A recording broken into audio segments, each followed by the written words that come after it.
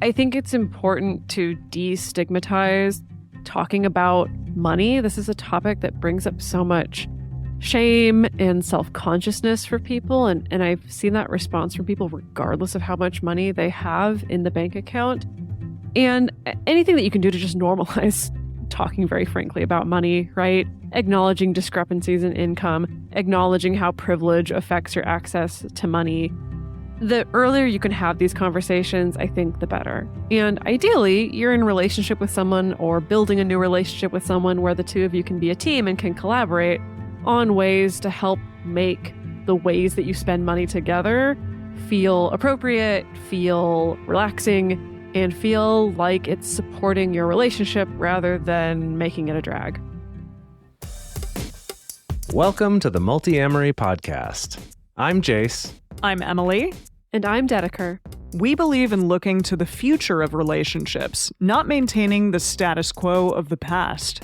Whether you're monogamous, polyamorous, swinging, casually dating, or if you just do relationships differently, we see you, and we're here for you.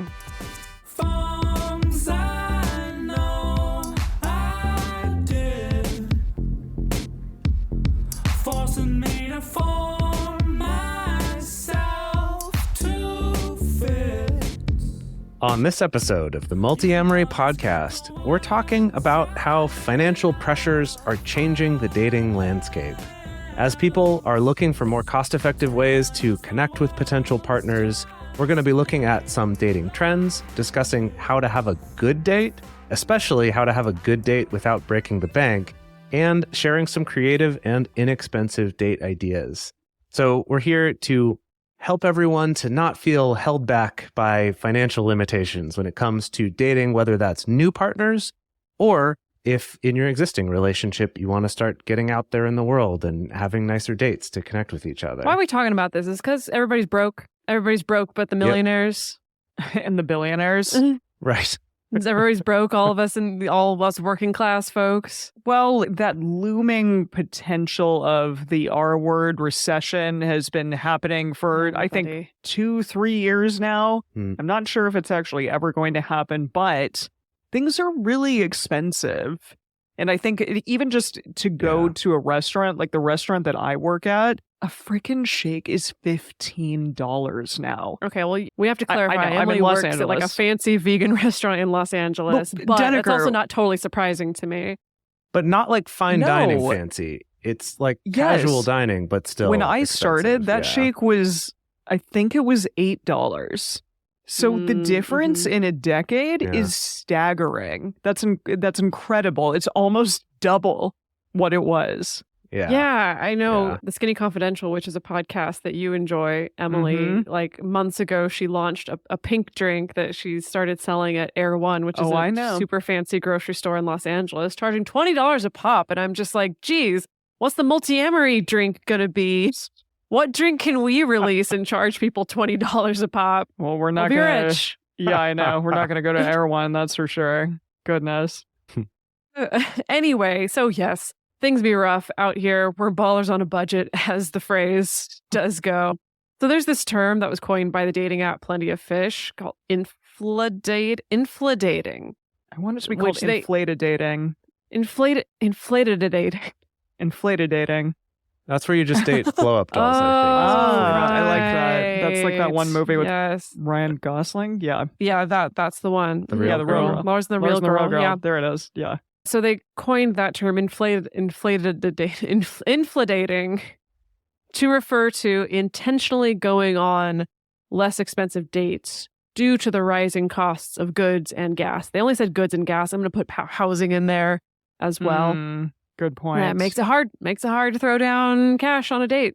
Oh, absolutely. So we're going to throw a lot of statistics and things with numbers because this is about numbers. It's about money. We're going to throw a lot of that at you today. So our first statistical study thing was a Match.com Singles in America study. And they threw out a lot of things like the fact that dating is now 40% more expensive than it was 10 years ago. And I think that kale shake that I was just talking about is a huge, great example. Even more so. And that, Jase and I got, at the time, it was a really great apartment for like 1850, I think. And now the apartment that I live in now is double that.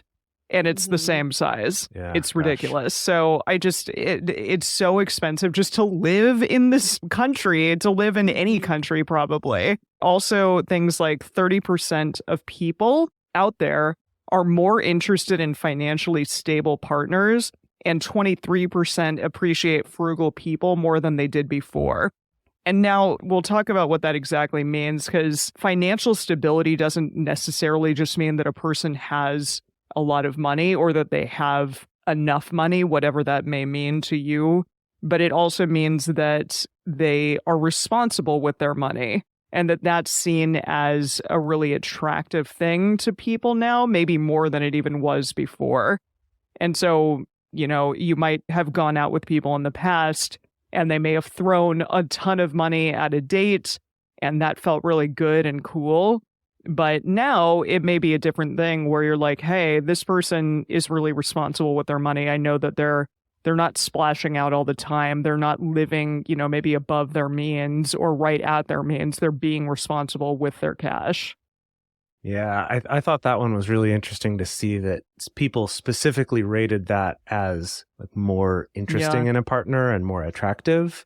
And I love that it's stability. It's not just richer, but stability, right? It's that like, I see them making good decisions and that's attractive to me.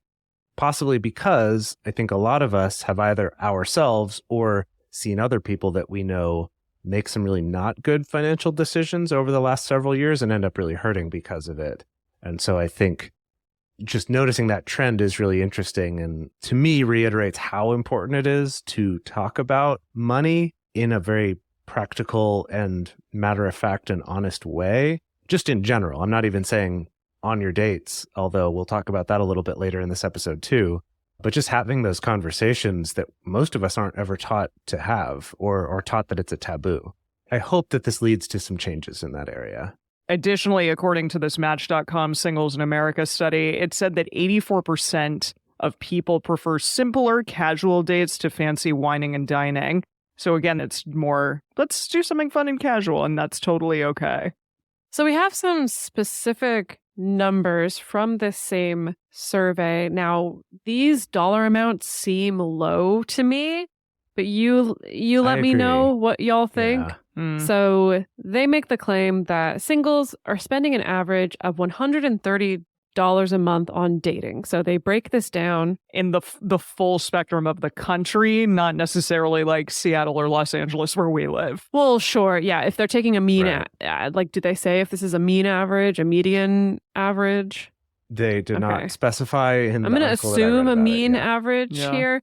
So they break this down to $51 a month on dating apps and the dates themselves, $40 a month on appearance/grooming, and $39 a month on clothes/accessories for dates.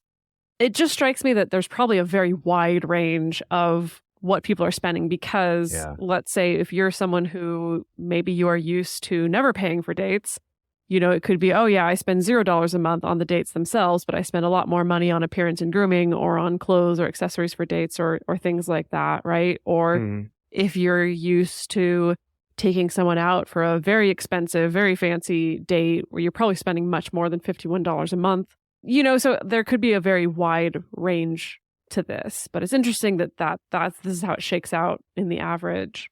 Also, 25 to 30% reported being more open to free activities or things like home-cooked meals, coffee dates, and inexpensive restaurants than before.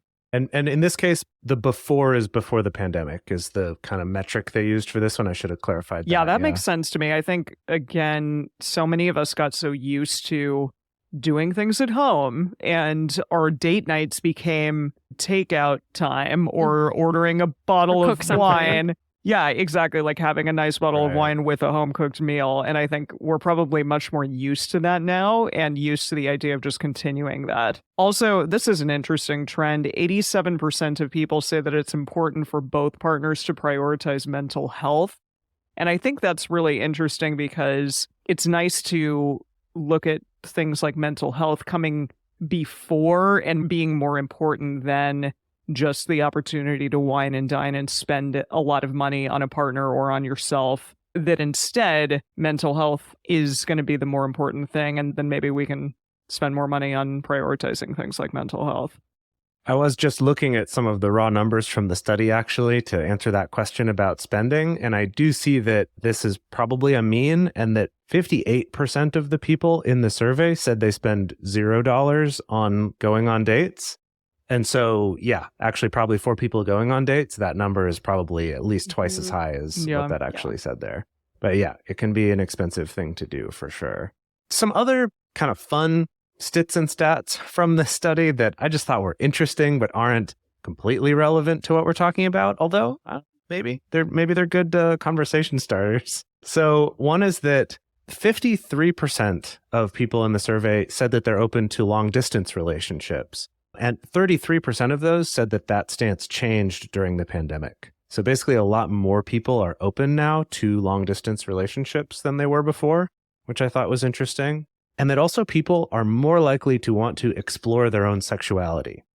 So for that, 54% of Gen Z and 47% of millennials, which are quite high numbers, I think, of people wanting to explore and figure out what their sexuality is, which I think is a fantastic number to see there. However, this one surprised me a little. 31% said that their sexual interests have become more vanilla since the pandemic, and especially Gen Z. It was sort of like, yeah, we were doing all sorts of weird shit before, but now I just want something simple. Interesting. You know? That's interesting. That's how you read that. But there were also 18% who said they got more kinky since before the pandemic. So I think maybe it's more just that people kind of either really wanted to explore that more or like, okay, I just want something calm and predictable right now. I'm not sure. And then the last one here that I thought was really cool was that 56% of respondents said that they want a partner who supports people's freedom to identify with a different gender identity than the one they were assigned at birth. And I think this is worth pointing out that this is a Match.com study. Really interesting. Right? So this is not a particularly left-leaning data set, I don't think. So that to me is really cool and encouraging to see that trend, even though there's still more work to be done in this area, that at least from people who are single in America being surveyed by Match.com, that's a majority that feel like that's not just their own value, but that they want a partner who supports that. I thought that was really neat. So if you're out there and wondering, how the heck do I have a good date, regardless of what my financial situation is, we're here to talk about some of that. There was a study in the Journal of Consumer Psychology called A Recipe for Friendship by Woolley and Fischbach, and it was talking about how eating similar foods can promote trust, which is really interesting because I have dated a lot of people and am currently dating someone who is not vegan like I am. And that is something that's kind of interesting from time to time because we have to always find places that we can go that have vegan options for me. And more often than not, he's not really interested in those vegan options. So we have to not just cater to what I need, but also cater to him and what he is looking for as well. And so it's interesting that this is about like, no, if you're eating similar things, then that's promoting trust. But the study was fun. They did 4 different little studies about food. The first one was participants were at a table and they were given similar or different foods, and then they also were playing a trust game. And the people who ate the same food reported trusting each other more in that game that they were playing. Did it say what the game was? Were they doing trust falls immediately after eating together? That sounds like bad for health. I'm not sure. I don't have all of the details about the game, but they called it an investment game to measure trust in your game partner. Interesting. So I'm not quite sure how it goes, but the point of the game was just that it does involve having to trust the other person in order to make certain decisions. So it wasn't even that they reported trusting the other person more, but that they saw from their behavior in the game, they did more of the trusting actions than the distrusting actions if they were eating the same foods at the table. The second one, similar idea, where this time they had people either eating the same food or different food, and they did a simulated labor negotiation. So basically, like, one party was representing like the union and the other is representing, the bargaining company for the shareholders or whatever. And that they found when they were eating the same food, they had more positive and more productive discussions for both sides. Wow. The third one was they had someone give a testimonial about a product that was not food related. And that person giving the testimonial was either eating the same foods as the people listening or different foods. And that if they were eating the same, people trusted their testimonial more about a non-food related thing. And then the last one is just that when people saw other people eating the same food as each other, they perceived that those two probably trust each other more than if they were wearing the same color shirt. Was kind of their other option that didn't really have any bearing. Sorry, I'm going to get hung up on the details here. Is it like we're both sitting around the same bowl of peanut M&Ms, like eating from the same plate, or is that we both have our individual bowls of peanut M&Ms? Is it about the same type of food, or that we're eating literally the same piece of food? Like, are we both biting into a turkey leg at the same time? I'm assuming. Same type of food, yeah. It's like if we're having pizza, we're both having pizza, right? It's not like you're having a steak and I'm having a burger or something like that. I think that makes sense, because if you think about like a family coming together to eat a meal, you're all sort of having the same foods from that meal. And it does have this sense of like camaraderie and, I guess, intent for we're coming together and having this like moment that's important for all of us. And that if you're not eating the same foods, maybe it's questioning, I don't know, like, does this person even like where I took them? Are they enjoying what they're eating? If you order the same thing and you both get to talk about my experience and your experience of having the same thing, there's a touchstone there to a degree.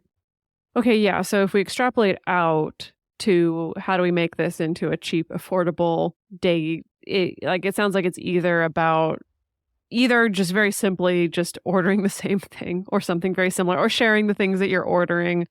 Or I think the old classic of, let's make a meal together. So we're eating the same thing, right? Like, make a meal together at home.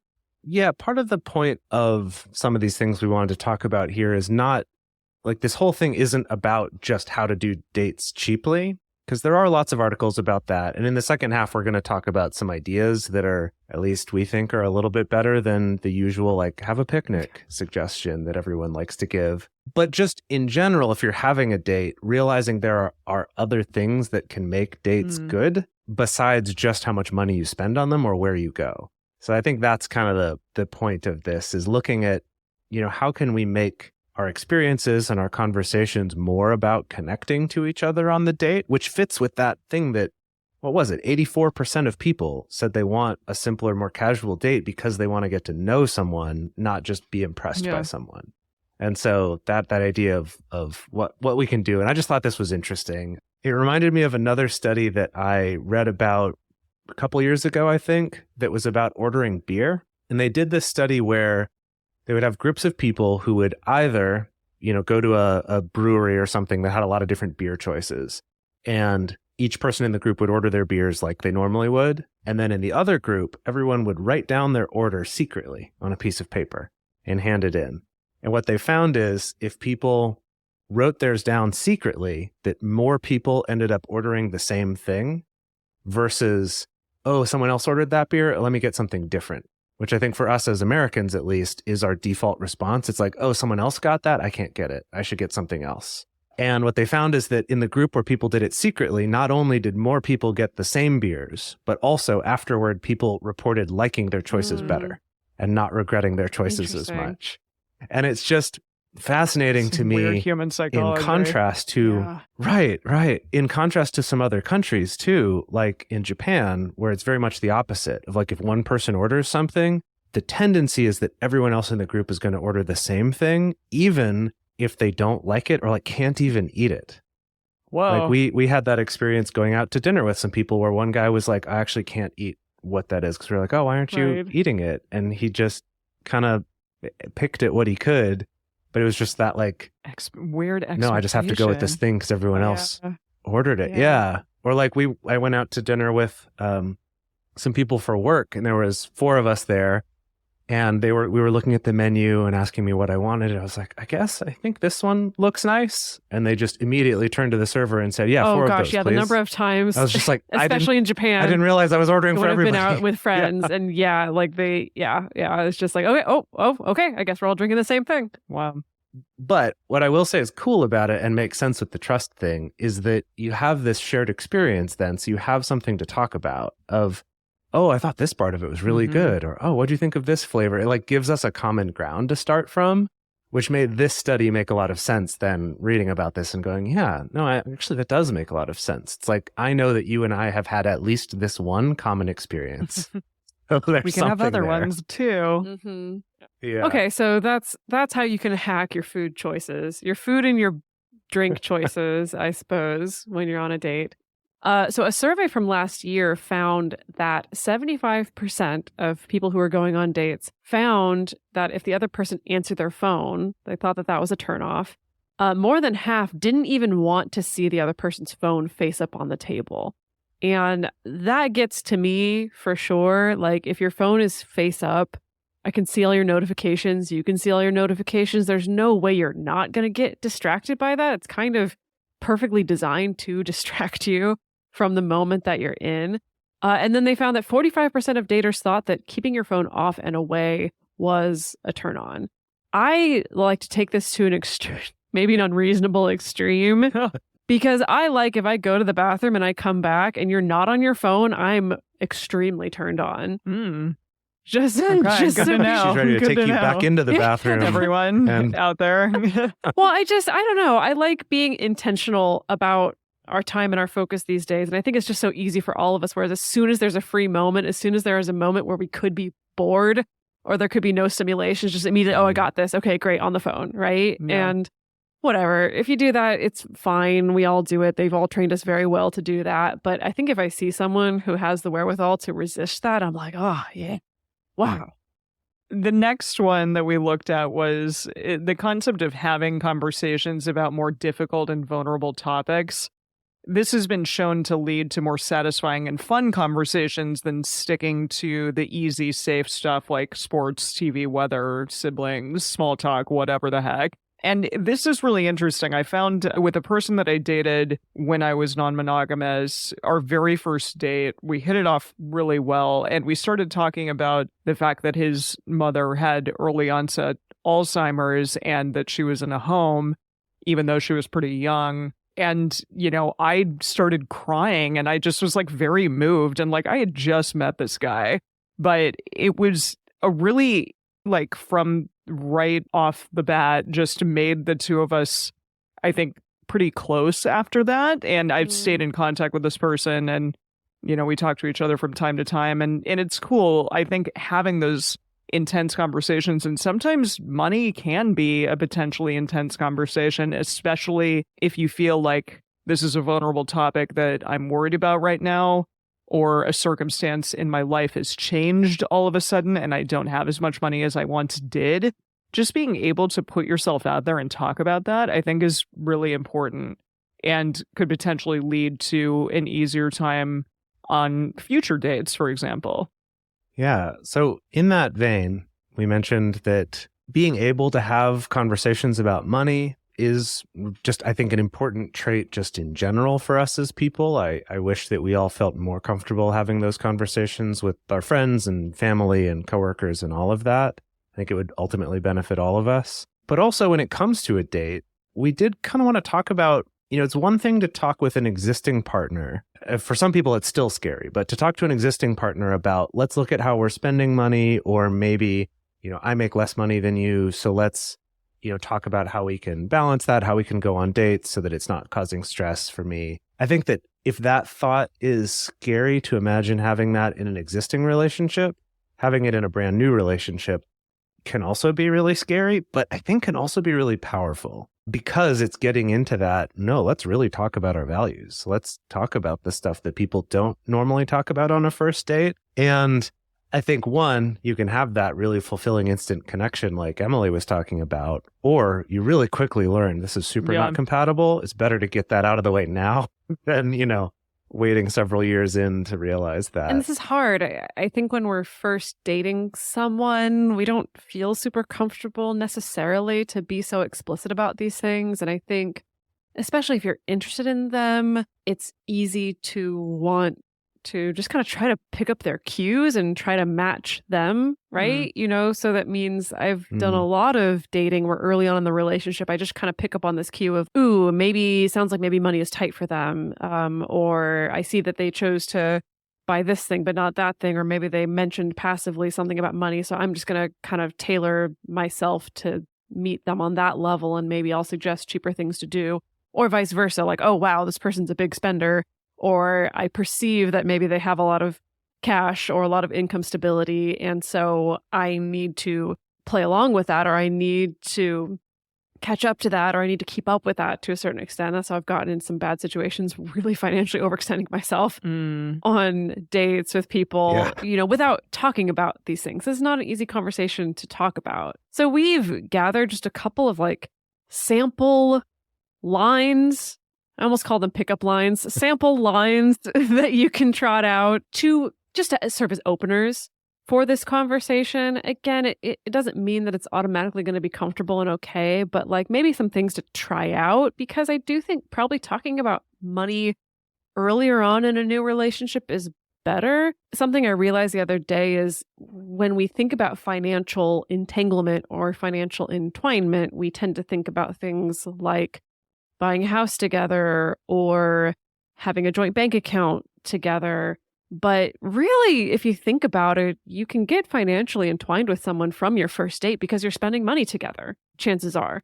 Or you're having to make decisions about spending money together. It's probably not too long before you're deciding together, what are we going to do tonight? Are we going to go out to a movie? Are we going to go to this music festival? Are we going to go on a weekend trip? It's immediately you're having to make money decisions together, even if you're not at that point of deciding to fully entangle your bank accounts, and maybe you never will be. And so this is still a relevant conversation to have.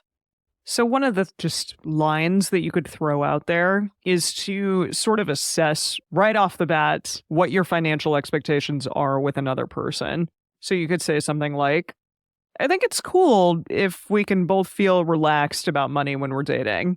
Let's chat about how we can have a good time without stressing over cash. What do you think? I like this because it sort of invites the other person in immediately, and it's providing collaboration as opposed to just saying, well, I can't spend money on that right now because of X. But what is your situation? Here's mine. What do you think about this? I really like the emphasis on positive outcome and positive feelings, like this idea that the whole point of bringing this up is so we can both feel relaxed about money during this part of the process, instead of putting the emphasis on, oh my God, I'm so stressed, we need to stop spending money, right? Sure. And whatever, maybe that's true, maybe that's what you say, but I really like that sort of collaborative feeling of this is for a good purpose so that we both can feel chill. Yeah, I'd say another one, taking that even a step deeper, is to say something like, I think that being open about how we think about money can actually help us get to know each other better. I am really into saving and being responsible. You could even throw in the being financially responsible thing, right? I'm all about saving and not going overboard with spending because that's important to me to have stability. How do you feel about money in relationships? What was your relationship to that growing up? Anything to start that conversation in a more general way about your values. I'm like, gosh, what an intense, powerful conversation that could be if you're able to have that on your first date or an early date. So another line we have is just, you can be proactive about finding an inexpensive date or activity that you can go on, right? So you can do the research of, hey, I found this awesome event, activity, place to go, etc. Insert what you found there. And just say, hey, we could do this together. It's pretty affordable, or it's free. Are you up for it? Now, bear in mind that using terms like affordable and or unaffordable or cheap or expensive, that's all going to be subjective depending on who you are. So I would say be mindful about projecting your definition of affordable onto somebody else, because to them it may not be, right? So, but finding some kind of mindful language about it, if you even want to take ownership of like, hey, I found this thing and it fits perfectly in my budget for dating this month, or whatever it is you want to say, like make it kind of about you rather than about the other person. It's important as well from pretty early on, I think, to be transparent about the possibility of splitting costs, or just have a conversation about how exactly you're going to go about doing that. So say something like, I've really enjoyed our dates, and I thought that we could talk about how we handle the money side of things. Are you cool with splitting the bill or taking turns paying? Let's just figure out what works best for both of us. So you might do something like pitch that you'll cover dinner if they pick up dessert at Salt and Straw or something. That might be a good way to set up the conversation, for example, and then you can kind of go from there.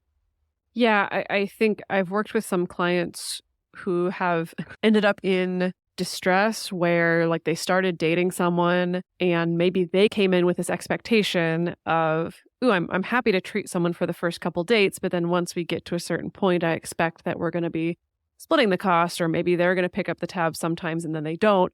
And then they don't, and then they don't, and I don't know how to bring it up. And oh God, I keep paying for all the dates, and it's just expected that I keep paying for all the dates, right? But no one wants to have the conversation suddenly like, hey, start paying your share or whatever. That sometimes giving a more tangible suggestion of, hey, if I get dinner, do you mind picking up dessert, right? Like the example that Emily gave can be a good way to at least start breaking out of that pattern if you feel like you're stuck and you don't necessarily feel like you have the wherewithal to have the direct conversation quite yet. Ideally, you're going to be proactive about it kind of from the beginning, if you can, especially if you're going into a new dating prospect or thinking about getting back out there in some way. Maybe you can start having these conversations from the very beginning, as opposed to letting it get really far down the line and you're like, shit, I just spent thousands of dollars on this person and it's really going above my means. I didn't feel like I could talk about it. Yeah, and just one thing I'd want to add to this too is, as someone who in my adult life have had times of making pretty good money and also being super broke and in debt, that I think having these conversations where even if we're not at the point where we're so comfortable, it's just like, how much money do you make? Here's what I make. Let's work things out from there. Because I feel like that's asking a lot, even for me as someone who's like, we should all talk about this more. That's a hard conversation to imagine having, but being able to have some kind of context for that conversation too, because just how much someone makes doesn't necessarily determine how much free income they have, right? Because we don't know what someone else's family obligations, medical obligations, previous debts, health, anything like that, right? We don't know the whole story, but being able to have some kind of a conversation like, hey, right now I'm trying to get back on track financially, and so I'm really trying to keep my spending low, at least gives them clues as to the context you're coming from. Or on the other hand, it could be like, you know what, I'm doing well right now, actually. Like, I'm in a good financial situation, and so I'm happy to pick up a little more of this or to pay a little bit more often, but I do want us to work together on what feels good, rather than just assuming I'm going to do that because I acknowledge my financial situation might change in the future. So it's important that we have that conversation. I think that makes it so that conversation can feel empowering, and try as much as you can to remove that pressure to just like perform that everything's okay all the time. Or like if you ask to split it and they're like, oh, sure, I guess I'll do that. And then for them, that's a super difficult thing because of the, you're getting kale shakes at Emily's restaurant, and suddenly you're thousands of dollars in debt. Exactly. It's ridiculous. Gosh. All right, so we're going to go on and look at some ways that this shows up specifically in non-monogamy, and then we're going to get into some of our ideas for having cheaper, more affordable dates that are still fun and cool and interesting, whether that's with a new partner or an existing one. But first, we're going to take a quick break to talk about some ways that you can help support this show if this is content you enjoy us being able to put out into the world for free for everybody every week. And to do that, just take a moment, check out our sponsors for this. If any are interesting to you, go check them out. But it really does help us to get the sponsorship from those sponsors and to be able to keep putting this out there into the world. So thank you. And we're back, and we're going to be talking about the intersection of spending money on dates, inflation, and non-monogamy because, hey, guess what? When you have multiple partners or multiple opportunities to be going on dates, sometimes the costs and the expense can just exponentially increase. Now, it's not just that. It's not necessarily just about, okay, more partners, more dates equals more expense. But there are definitely, I think, dynamics unique to non-monogamy when it comes to money and spending that we encounter quite a lot. So one example is maybe you're in a relationship where one partner just has more money or access to money than the other person. And so what this can mean is the person who has access to more money has more ability, more opportunity, more options for being able to spend on multiple partners, right? Whether that's paying for dates or paying for weekend getaways or for bigger travel or things like that. I remember being in a relationship once where, I was with someone who made significantly more money than I did. And that was really hard because the fact that for me, if I wanted to travel with a partner, I really had to be choosy about when that was and who that was with, versus my partner was much more able to be like, I'll do a weekend getaway with 6 different people, or I can do multiple international trips a year with multiple people. And so that was definitely challenging for me at the time. So I think this is definitely a dynamic that people have to think about and have to be aware of. I think this one's worth pointing out that this shows up not only in non-monogamous relationships, but also just in any kind of dating where whether it's about dates with other people or just your means to be able to have fancy dinners and buy nice things or not, that difference can come up. But in non-monogamy, there's that extra level of either feeling like this gives you access to more dates or better dates or something like that. And that can be a challenge. So I wanted to talk real quick about that in your situation, Dedeker, and in other relationships you've been in. What are some ways that you've found to have those better conversations about that, or things you've done with your clients or anything like that? Boy, well, in my situation, we didn't have any good conversations about it, unfortunately. Yeah, I was sure, I not in that wonder if relationship. it didn't go great, actually. No, that was hard. I don't know. When I work with clients on this, I find it really depends on the context of people's financial situations because this gets more complex depending on, are we entangling finances or not? Does one of us have stable income and the other one doesn't have stable income, and our own personal spending habits and budgeting habits and stuff like that. And so often I'm working with people to try to figure out a custom solution. But really at the end of the day, I think it comes down to being able to understand and to highlight the fact that discrepancy is there. I think people get a lot of mileage out of just being able to highlight the fact that, hey, I'm in a position where it's harder for me to go treat a partner, to dinner, right? Or it's harder for me to go on a weekend getaway because I don't have as much money, right? I think really it's about just making sure that there's mutual understanding there, mutual understanding of the impact of that.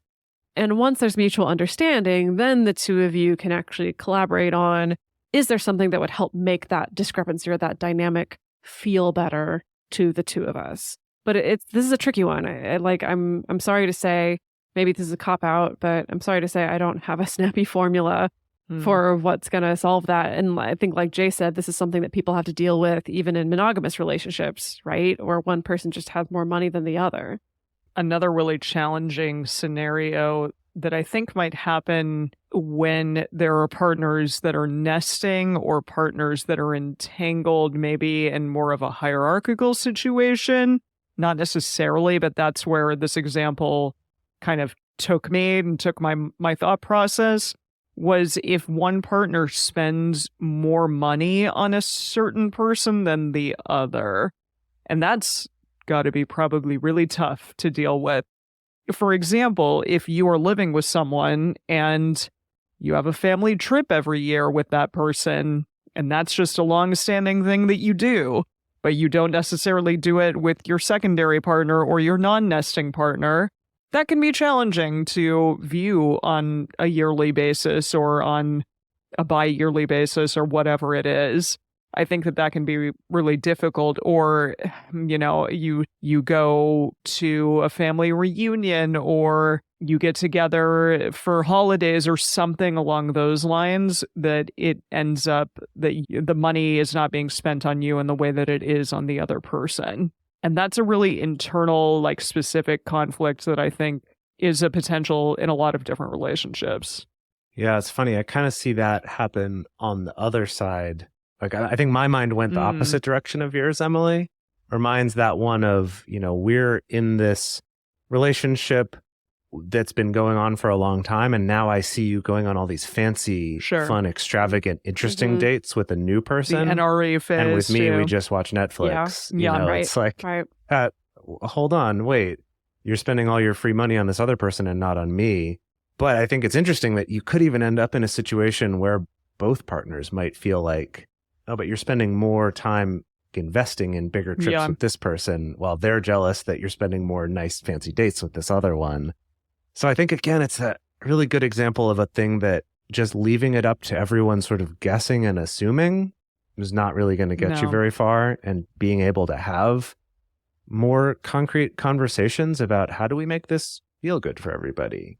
How can we make it affordable and also feel good for everyone? And again, it's having those honest money conversations that it's just so important. I think this is also a hard thing where, again, even if you're not formally, legally, financially entwined with someone, the way that you each spend your money can still affect each other. So it's like, that's one fact. But then the other fact is, I think, especially Americans, we're all like, get about this. Don't you tell me how to spend my money, right? If we're not financially entwined, you don't get to dictate what my money choices are. Or you don't get to be judgy about what my money choices are. And I think there's a tension there that is hard to reconcile. Something that I think can be helped a little bit, though, when you are financially entwined is, on this show, we've often talked in the past about when you're getting in a relationship, there can be this tendency to rush to entwine your finances of we should get a bank account together or something like that. So, that's a marker that we're serious, right? It kind of goes back to the relationship escalator idea that there's just things you do just because you do to show that you're making progress in your relationship. And we often encourage people to not rush into that and to not do that unless it actually does make financial sense for you to do it. However, as a lot of people point out, they're like, but we're already in that situation. Maybe we've already been married for 20 years and we have very entwined finances in a lot of ways. But now knowing that my partner is spending our money to go on dates with somebody else, that feels weird, especially if I feel like I earned more of that money or I need it more or something, right? So one thing to look into here that is actually a quite nice and simple way to do it is to look at your bank and open up some separate but connected checking accounts for each of you, and then put in a certain amount of money to that each month or each week or however often, right? And you'll have to figure out what the right amount is. But essentially, the idea is that you each have your own account that has its own cards attached to it that you can spend money from, that's just yours, that you don't have to check in with your partner about, is it okay to spend this money on this? It's whatever. It's yours to do with what you want. But it's also not hiding it from them because it's still a linked account. So it's like they can see what's in there. So it's not like you're doing it to sneak around or anything like that, but that it's this, you have permission to do what you want with this money, and I have my permission to do what I want with this money, can be a really empowering option to free up some of that tension when it comes to things like going on dates.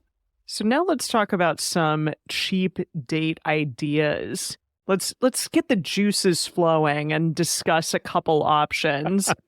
This first one I really love, and it's actually one that I've done with somebody that I went on a first date with. It was great. And it was to have an outdoor adventure just on that very first date. And you can do it clearly whenever you want on any date or with a long-standing partner as well, because often it's not going to cost anything, or maybe it'll cost like the price of parking or something. But it's to go on a hike, for example. Yeah, one of my first dates was on a hike, and it was great because it's gorgeous outside. you get to sweat a little, like smell each other's pheromones and sweat and, show Yeah. that you're, I don't know, able to traverse a mountain with someone. And I really enjoy that. I love going on hikes with people. I will say there was a period in my life where in Los Angeles, I lived right outside the entrance to Runyon Canyon. Yeah, you were lucky That then. was great because it was both cheap and I could be really lazy in the sense that I could just be like, get up and go. hey, Right. yeah, let's go. Let's take a We went hike on through some Runyon yoga. Canyon. Yeah, yoga right. There's dates. free yoga also in Yeah. Runyon Canyon, right? So like great date ideas where I could literally just like roll out of bed and be at the date in like 30 seconds and they would never know. They would never know. We wouldn't have to worry about parking or anything like that. That's a little bit harder here in Seattle where we don't have a lot of good weather for doing outdoor adventure dates. Ironically, everyone is very outdoorsy here. I still haven't quite made the transition. Yeah. But I think also outdoor. So we want to get outdoor ideas out of the way first, because I think that's the one you hear all the time. Like anytime I've looked into like cheap date ideas, it's always like go on a picnic, go on a hike, go to the beach, whatever it is. And I think it's cool. And I do think those are great ideas, but also depending where you live, it's not always a realistic option, like Dedeker said. And also just depending on your own physical situation, that might not be a practical option for you. I mean, getting fresh air is great, but that's not always a perfect option for anyone, which is why we have so many more ideas here as well. The next one we have is one of my favorites, which is to do a movie night, but instead of just a normal movie night, you make it a little mini film festival for 2 or 3 or, however many you want to have at your movie night. So there's a couple different ways to approach this. So one is you brainstorm together and you come up with maybe 2 movies on a theme. Or the way like Dedeker and I do it is we'll try to pick 2 movies that have the same actor or maybe the same director or even the same composer or like something that ties the 2 together, but maybe they're very different from each other. And then you make a little film festival. We also like to come up with fun names for our film festivals. So they have like a pun in the name, like our Tom Hanks one was called Hanks for the Memories. Just like goofy things like that. It was a long pandemic, folks. make it was a really long I pandemic. love that. Yeah. It's beautiful. Another idea that I read a suggestion online that I really liked was that you pick a theme and then each of you picks one of the movies. And so that can also be fun to creatively figure out like what's a weird thing I can pick that fits the theme. And if you have a long night, you could do both on one night, or you could also do them on separate nights. Like we'll often split our film festival up on a couple different days because who's got time to watch 2 movies on one night? Got other stuff to do. We I split don't like know. Lord of the Rings up on 2 separate days. It's just too long. My goodness. Yeah, boy. Yeah. It's too long. Yeah. But the idea here is to find a way to make it fun. So it's not just like, oh, I guess we'll just watch a movie. But it's like, how do we make it an event? Maybe make some special treat for it or, give little speeches before the festival about why you I know picked that sounds like a silly this example, film. but literally that's what we I do. love that. We do that. Yeah, I Did wish I and could be a still part of do them. to keep ourselves entertained. My goodness. Yeah. When you come up for our Yeah. book release event, we should do a film festival with sure, little for speeches sure. beforehand. So I really liked that, and this was a suggestion from the Gottman Institute. I don't mean the Gottman Institute. I mean, actually, John and Julie Gottman themselves told a story of when they were first dating, that there was a specific hotel in downtown Seattle where they would go and they would just order one drink in the bar at the hotel and just like nurse that drink for a couple hours so that they could hang out in the hotel in like these nice swanky surroundings and talk to each other and, pretend they were staying at the hotel so that no one would bother them. And Jason and I actually went and did that. We went to that same hotel and it was quite wow. nice. I think that's a good hack, right? Where it's like we eat dinner at home so that we're not spending a ton of money, but then we go treat ourselves to like a fancy dessert or a drink in like nice, cool ambiance, right? So we can kind of feel rich Mhm. without being rich. There you go. You could kind of maybe role play about like, oh, yes, I'm here doing a big business deal, merging a couple companies together. What are you here for? You could do a role That's play. that's my deal though. For me, a good date, I love good ambiance. We don't have to spend hundreds of dollars. It can be a drink, but I get a lot of juice out of just hanging out in a place with good ambiance. So I'm all about hacking, just doing the one drink minimum and then hanging out there forever. One of my favorites is to go to karaoke. And depending, I mean, it doesn't have to cost a lot of money. I know that there's a place that the three of us have been to a lot where they do have a 2-drink minimum, but the drinks are like $10 or $8 or something. They're quite cheap. And then you just sing your heart out, which is, you know, in some instances challenging. And then in others, it's like, wow, that person is so talented. It's awesome. So I highly recommend karaoke if that's something that you enjoy to do. Yeah. Another one that I really enjoy is looking for local events. So this is like finding out whatever your local independent newspaper is, like find out their website or whatever where they list local events. And at least for me, I think the more local, the better. And so something that Dedeker and I have done over the past couple years since we moved to the neighborhood of Burien in Washington, which is a little bit south of Seattle, is it has this like little quaint downtown, and they actually have like an art walk every month. And every few months, it's also a wine walk along with the art walk. And what's cool about it is the art walk is free, and the wine walk is also quite affordable. And, you know, you get to have samples of wine as you walk down the little downtown area and stop into different shops. But we found that because it's this local, like super local, quaint, unique little thing, that friends will often come too. It's not that weird. Like, I think sometimes we worry that, oh, if I want to take you to some free thing, that people are like, okay, is it cool? And it's like, that's weird. It's almost like because it's so weird and small that it's more fun. Or like we've started going to some like summertime, like collegiate baseball games. It's like college baseball players in the summer do these like summer teams with players from different schools all playing together in this league. It's silly. It's fun, super cheap. I think tickets are $8 or something like that. And it's just this goofy, silly thing to get to go do. And it also helps us feel like we're more part of our community and just have more unique stories to tell. So that's something I've really enjoyed. One of my favorite things to do is go ice skating. You can also go roller skating, which was like a huge thing in the 90s. And I think then there was roller derby had a big resurgence. And now I haven't heard about it very often, probably because of the pandemic. Yeah. Well, there's still roller derby for sure. I do think it had a moment. It definitely had a big moment. Yeah. I think that some people who have never done that before, it can be kind of cute. And, you know, you get to hold hands or you have to hang on to each other for dear life so you don't fall. And if you do, then that's kind of cute and fun. And, oh, are you okay? Let me help you up. Yeah, that can be a bonding experience for sure. Yeah, I had a very good roller skate date once. Sadly, that relationship didn't turn into anything. I was very, very into her. But the roller skating date was fantastic. It was so much fun. I personally, I'm a huge fan of, I guess this goes along with the hack about just going and treating yourself to one fancy drink. But I'm very much the same of like, go treat yourself to like one fancy thing from the grocery store that you're going to incorporate into your meal that you cook at home. Like, it's still going to be more affordable than overpaying for a meal at a restaurant or getting drinks at a bar. Just like find one fancy ingredient to incorporate just to add that little bit of like specialness on a date night to help it stand out from the rest of your time.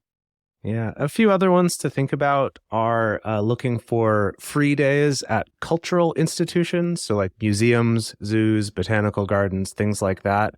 In a lot of cities, unless you, of course, live in one of those countries where those are free all the time, which is super cool. Yeah, super cool for you. But if you're... I'm like, that happens? Super cool for you. Oh, yes. Nice. Yeah. Oh, yes. In countries that support the arts, you know. Got it. Yeah, right. Right.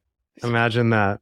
But even in countries like ours that don't often do that, often they'll have like a day each month. It's maybe the last Thursday of each month or something like that where they'll be free. Things like that are really cool opportunities. Also looking for opportunities to do something together that's meaningful to you. So volunteering together, maybe helping build a home for Habitat for Humanity or something like that, right? Getting out there, doing something together.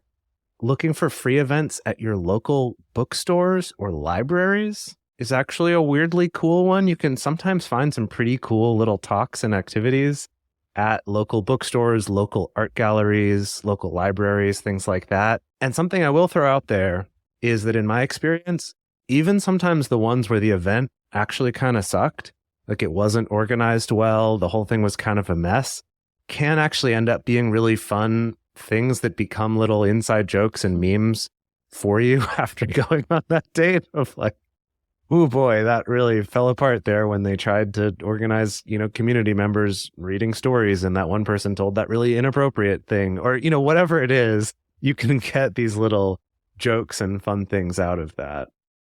So, yeah, we could go on. Of course, the internet is just going to be crawling with ideas for affordable dates or affordable dates in your area. I think the main takeaway we want people to have is that you can get creative about these things. And it's also okay to talk about these things, right? Like, I think it's important to destigmatize talking about money. This is a topic that brings up so much shame and self-consciousness for people. And I've seen that response from people regardless of how much money they have in the bank account. And anything that you can do to just normalize talking very frankly about money, right? Acknowledging discrepancies in income, acknowledging how privilege affects your access to money. The earlier you can have these conversations, I think the better. And ideally, you're in a relationship with someone or building a new relationship with someone where the two of you can be a team and can collaborate on ways to help make the ways that you spend money together feel appropriate, feel relaxing, and feel like it's supporting your relationship rather than making it a drag. Yeah. So we want to hear from all of you. We shared some of our ideas from our personal lives, but we want to hear from you. So our question of the week on our Instagram story is, what are your best creative ideas for fun and affordable dates? I'm really excited to see those suggestions because I love finding the things that are a little more unique than just the go have a picnic or have a hike or have a movie night, something like that. Like, how do you make it interesting? How do you make it yours? How do you make it special? I'm really excited to see these so that then the three of us get more ideas yes, for our own thank dates. you. Also, if you want to talk about this episode more, the best place to share your thoughts with other listeners is in the episode discussion channel on our Discord server, or you can post about it in our private Facebook group. You can get access to these groups and join our exclusive community by going to patreon.com/multiamory. In addition, you can share with us publicly on Twitter, Facebook, or Instagram. Multiamory is created and produced by Dedeker Winston, Emily Matlack, and me, Jase Lindgren. Our production assistants are Rachel Shennewerk and Carson Collins. Our theme song is Forms I Know I Did by Josh and Anand from the Fractal Cave EP. The full transcript is available on this episode's page on multiamory.com.